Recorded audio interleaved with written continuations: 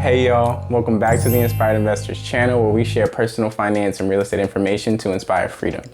I'm Caleb, and today we're going to be talking about budgeting because far too many of us are approaching our finances without intention, and then we're going to turn around at the end of our lives like, I don't know what the that was. Honestly, I didn't start keeping a budget until about 2 months ago, but these past 2 months have been really eye-opening for me in terms of seeing where I spent my money before and how I'm spending my money now and how that's gonna impact me down the line.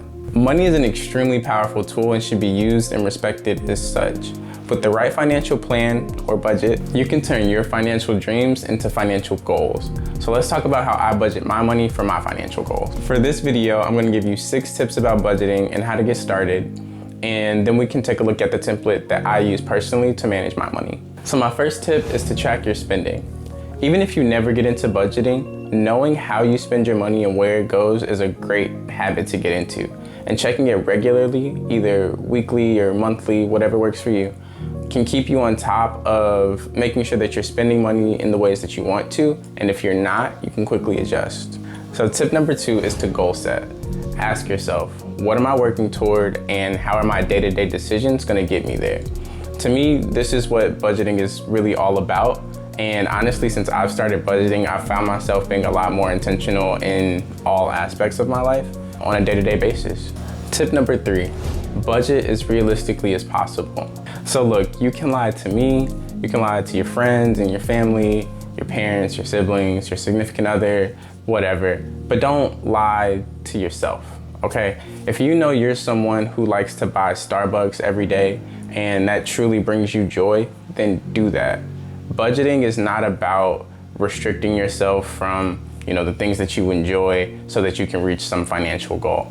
We live life every day and we should enjoy it every day. Budgeting is just a tool to help us manage our money more intentionally.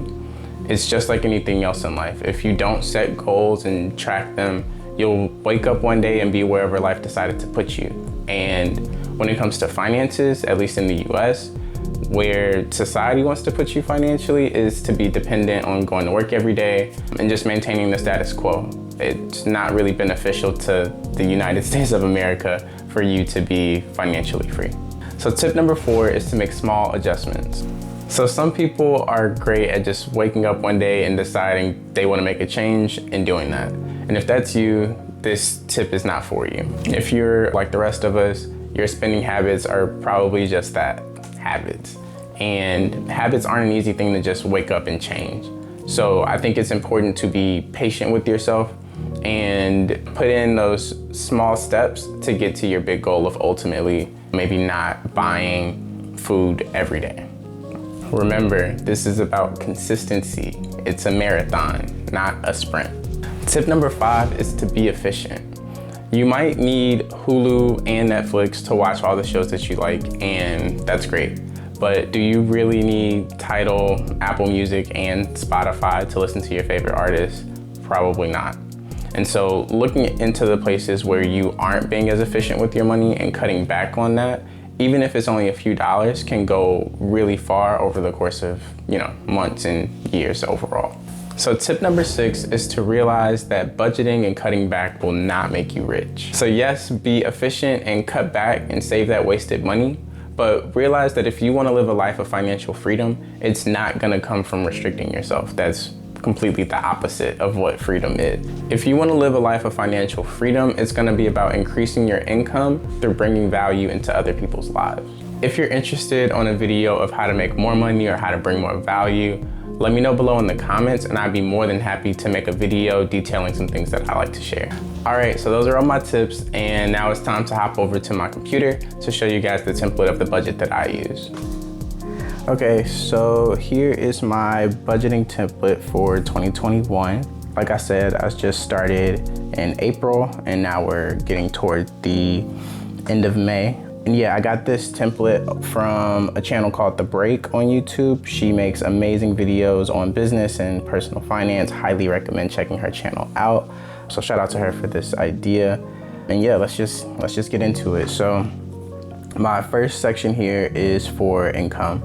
And I just put a few sources of where I make money currently and am projecting to make money in the near future.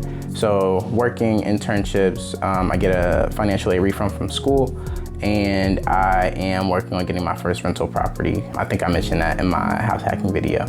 So that is where I'm hoping to make money. I have a projection sheet, and then this will be where I put my actual numbers in. So moving down, I have my expenses, and these are just like my living expenses first and foremost. So things like right now I am paying rent, even though I'm working on buying my first home. Food, electric, insurance, taxes, those types of things that I know are gonna come and that I need to be prepared for. I have projections of what I think they will be, and then in this sheet I'll put what they actually end up being. And then these columns, I kind of can put, let's just say I pay $500 in rent, and I spend, $150 on food every month. You can see down here that the total is calculating, and that gets helpful later in the spreadsheet, so we'll get there. So continuing on with the expenses, I have my travel expenses, which are just like my typical travel expenses. I'm not including things like vacation and that type of thing. If I do take a trip, that'll be later as well. So continuing to go down, I have my personal expenses. So things that I do for myself, things like going to the gym or spending time with friends, giving to my church, and also birthdays and holidays for my friends and family. I always try to come with something. So that is also something I wanted to include here. And then my last section in terms of expenses are my debt costs. So these are my bigger payments that I know are coming at the end of the month. I can project them pretty easily because they don't change.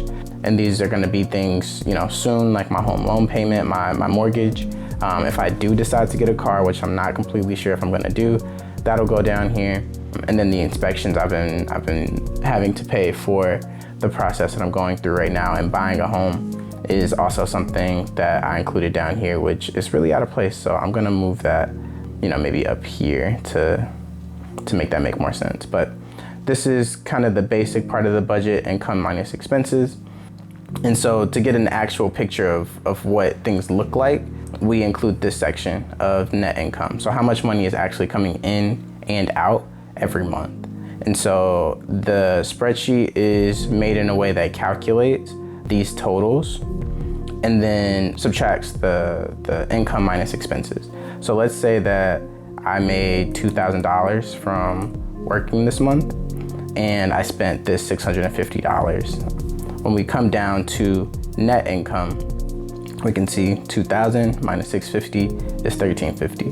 And this is a really great way to make sure that you're staying on track when it comes to your saving and investment goals, which we look at short-term goals and then our longer-term investment and savings goals. And so here in my short-term goals, you see my emergency fund.